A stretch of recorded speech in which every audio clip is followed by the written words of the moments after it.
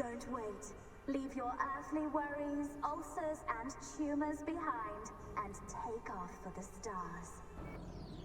I'm a big vibes guy. If given the opportunity to immerse myself in an environment, that being a game, a movie, or even a book, I will. If you tell me, hey man, play this game, it's got an amazing story, but I can't seem to enjoy it, on 9 times out of 10, I won't blame the story, but I'll blame the lack of enjoyment and the ambience, and it not drawing me in. Then I'll blame myself for having the not so useful kind of autism.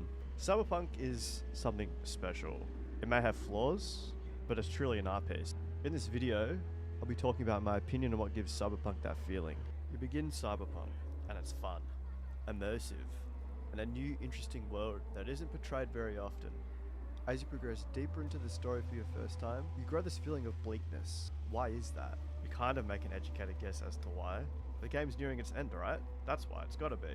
The feelings you once had from the beginning of the game to now has drastically changed. You have more darker emotions, but these darker emotions have added to the experience. We fast forward and boom, just like that you finish the game for the first time. You just watched your ending cutscene, you load back in and you see.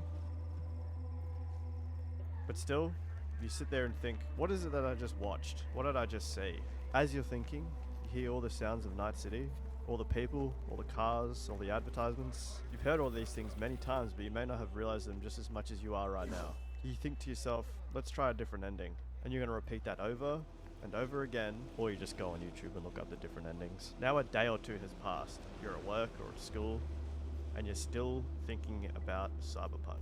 And just like that, Cyberpunk has swallowed you in. You load back in and the ambience is now amplified. You're excited to load up the game and just drive around finding all these new tiny details and side missions you may have missed. And the obsession becomes real. It went from just a game you wanted to try out to a legit experience. I mentioned the ambience, but what is it? Each of these places conveys something.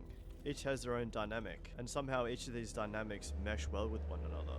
The middle of the city is a sense of dread. Somehow you're excited to see everybody moving about, doing their own day-to-day tasks. The further out you move from the city centre, the more you get glimpses of new areas. New areas that don't quite look like the city, whether that be the desert or even the slums. Being in the city for so long, and you seeing the sand, you feel compelled to go there, away from all the noise and the chaos that the city brings. As you keep travelling, and have made it out, you look around the desert, but it seems empty. But remnants of humans still remain. But here you are, and you're now looking back into the skyline of Night City. Do you want to go back? Now what if all that I just said was bullshit? And all that depends entirely on where you are in the story. I don't think it's entirely wrong, but I also don't think it applies to Cyberpunk. With the introduction of the game where free roam's locked, the small amount of story building and world building is enough to draw us in and feel just a little bit invested. I believe if Cyberpunk didn't have that intro, I don't think I would remotely fall in love as much as I did with it. Now I'm going to be controversial here. The game is still janky, and it's not the endearing kind of jank.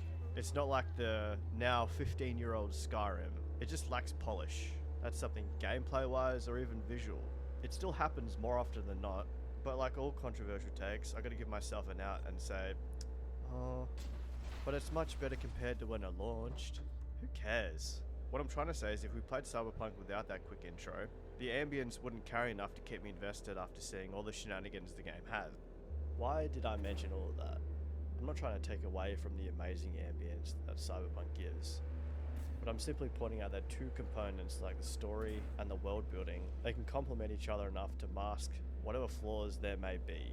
There is something commendable to say about the Cyberpunk writers. They weren't afraid of making the main character not the hero or chosen one. Other games that have multiple endings, everyone will give rankings on the best ending to the worst ending. Most of the time people solely base it off the story.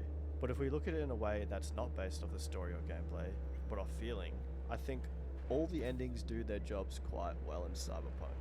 They all give off a different feeling, but all share one common thing.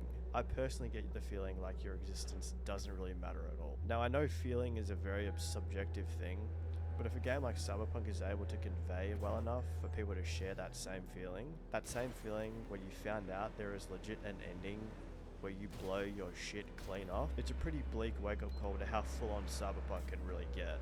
I remember seeing that and thinking, holy fuck, they really didn't hold back with that. And then all of a sudden they hit you with the credits of all your past relationships and the reactions from each character that you bonded with. I've said some stuff about the world, the story, and this feeling, but I haven't really gone that deep into the psychology of it.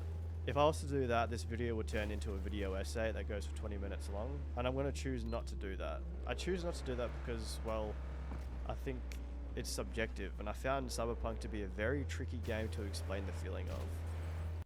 Maybe I just have some unsolved issues I need to address. My closing thoughts are Cyberpunk gives you so many different factors working with each other.